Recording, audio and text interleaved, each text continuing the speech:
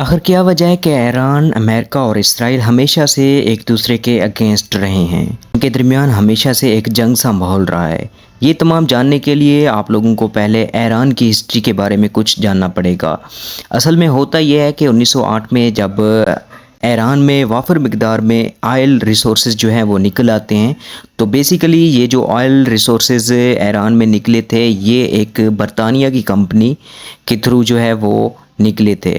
برطانیہ کی آئل نکالنے والی کمپنی جو ہے اس نے ایران کی اس وقت کی حکومت کے ساتھ ایک معاہدہ کیا تھا کہ ہم ایران سے آئل تو نکالیں گے، لیکن اگلے 60 سال کے لیے ہم ایران کو جو ہے اس کا صرف 16% ہی دیں گے۔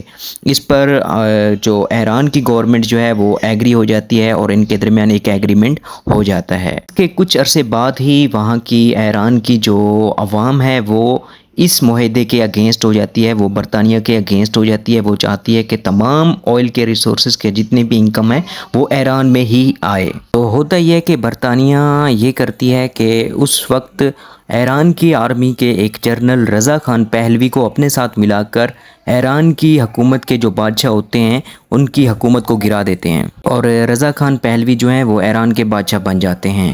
رضا خان پہلوی جیسے ہی وہ بادشاہ بن جاتے ہیں ایران کے، وہ یہ کرتے ہیں کہ ایران میں مکمل طور پر یورپ طرز کی حکومت جو ہے وہ بنانا شروع کر دیتے ہیں۔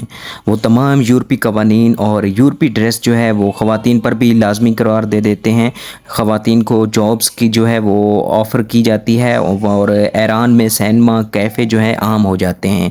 یہ تمام چیزیں جو ہے وہاں کی عوام کو جو ہے وہ ناپسند آتے ہیں۔ اس کے بعد ہوتا یہ ہے کہ جیسے ہی ورلڈ وار 2 سٹارٹ ہوتی ہے تو ایران کی حکومت چاہتی ہے کہ وہ اس وار میں جرمنی کا ساتھ دے، جو کہ برطانیہ اور رشیا کے اگینسٹ تھا۔ تو ایسے میں برطانیہ اور رشیا جو ہے مل کر ایران پر حملہ کر دیتے ہیں۔ ایسے میں کیونکہ امریکہ اس وقت رشیا کے اگینسٹ تھا، تو امریکہ نے ہر طرح سے ایران کو سپورٹ کرنا سٹارٹ کر دیا اگینسٹ رشیا۔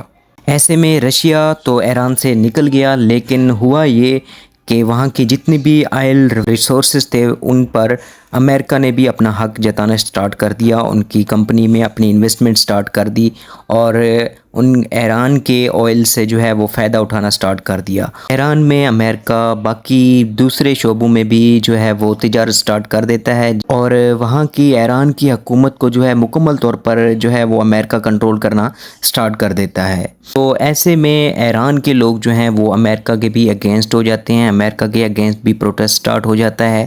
امریکہ کے اگینسٹ ان تمام پروٹیسٹ کو جو ہے وہاں کے ایک عالم دین آیت اللہ جو ہے وہ لیڈ کرتے ہیں۔ تو ایسے میں جب بہت زیادہ پروٹیسٹ سٹارٹ ہو جاتے ہیں تو 1979 میں آیت اللہ جو ہے وہ ایران کے سپریم لیڈر بن جاتے ہیں، اور ایران میں 1979 میں اسلامک ریولیوشن جو ہے وہ آ جاتی ہے۔ پہلے جو حکومت چل رہی ہوتی ہے وہ ختم ہو جاتی ہے، کیونکہ اسلامک ریولیوشن سے پہلے 1979 سے پہلے امریکہ کے اگینسٹ لوگ جو ہیں بہت زیادہ تھے، ان کا انفلوئنس امریکہ کا بہت زیادہ تھا ایران میں، اس لیے لوگوں کے ذہن میں امریکہ کے اگینسٹ بہت زیادہ جو ہے وہ نفرت پائی جاتی ہے۔ اسلامک ریولیوشن آنے کے بعد 1979 کے بعد ایران اور امریکہ مل کر یہ کرتے ہیں کہ ایران پر تمام دنیا سے تجارت کرنے، آئل جو ہے باہر سیل کرنے پر پابندی عائد کر دیتے ہیں۔ ایران اپنا آئل جو ہے باقی کنٹریز کو وہ سیل نہیں کر سکتا۔ اس کے بعد امریکہ اور برطانیہ جو ہے ایران کو کنٹرول کرنے کے لیے میڈل ایسٹ میں ہی ایک واقعہ ممالک اسرائیل کو مکمل طور پر سپورٹ کرتے ہیں، مضبوط کرتے ہیں، اور تاکہ وہ ایران کو کنٹرول کر سکیں اور میڈل ایسٹ کے باقی جتنے بھی جن ممالک، عرب ممالک سے آئل نکلتا ہے ان کو بھی کنٹرول کر سکیں۔ یہاں سے امریکہ اور برطانیہ کے بعد اسرائیل بھی براہ راست جو ہے وہ ایران کے مخالفت میں آ جاتا ہے۔ اس لیے اسرائیل ہر ممکن کوشش کرتا ہے کہ کسی بھی طرح ایران کو جو ہے وہ کمزور رکھا جائے، تاکہ میڈل ایسٹ میں اسرائیل جو ہے وہ اپنا اثر رسوخ رکھ سکے اور تمام ممالک پر جو ہے وہ عرب ممالک پر اپنا کنٹرول جو ہے وہ رکھ سکے۔ ایران ان تمام ممالک سے اپنے آپ کو تب ہی بچا سکتا ہے اور تب بھی لڑ سکتا ہے جب ایران کے پاس ایٹمی پاور ہو۔ ایران اس کے لیے بار بار کوشش کرتا رہتا ہے اور اپنے آپ کو سپر پاور بنانے کے لیے ایٹمی طاقت حاصل کرنا چاہتا ہے، لیکن اسرائیل جو ہے وہ بار بار ایران پر حملہ کرتا ہے اور ایران کے بہت سے سائنسدانوں کو جو کہ ایٹمی پاور بنانے میں مدد کر رہے ہوتے ہیں ایران کو، ان کو قتل عام کرتا ہے۔ اور اس سلسلے میں کچھ ایران کے آرمی کے اعلیٰ آفیسرز کو بھی جو ہے وہ قتل کیا گیا ہے اسرائیل کی طرف سے۔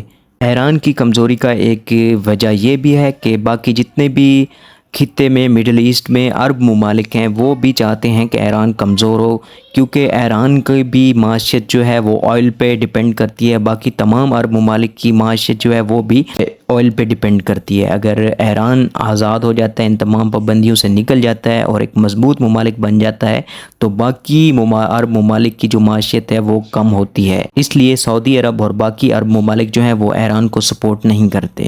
لیکن عرب ممالک کے کچھ ممالک جیسے کہ عراق، شام، جہاں پر شیعہ مسلم زیادہ تعداد میں پائے جاتے ہیں، وہ ایران کو سپورٹ بھی کرتے ہیں۔ تو یہ تمام وجوہات ہیں جس کی وجہ سے ان تمام ممالک کے درمیان جو ہے ایک جنگ سا ماحول رہا ہے ہمیشہ سے۔